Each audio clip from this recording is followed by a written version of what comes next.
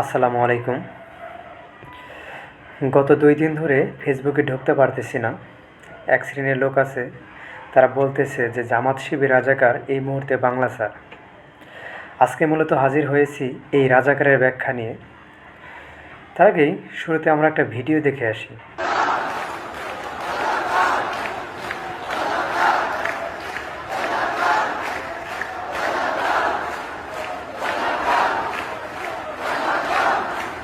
এই ভিডিওতে আমরা দেখতে পারলাম হাসিনা যেদিন সবাইকে রাজাকার বলল, তার কিছুক্ষণ পরেই ঢাকা বিশ্ববিদ্যালয় থেকে একটা মিছিল বের হয়।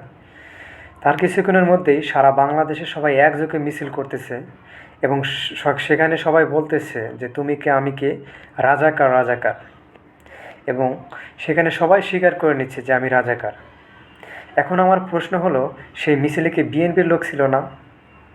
অবশ্যই সেখানে বিএনপির লোক ছিল এবং সেদিন নিজের মুখে গর্বের সহিত স্বীকার করেছেন যে সে রাজাকার।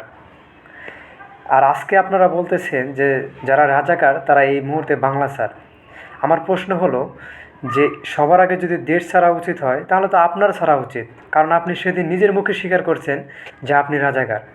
তাই দেশ ছেড়ে যদি চলে যেতে হয় তাহলে তো সবার আগে আপনার যাওয়া উচিত।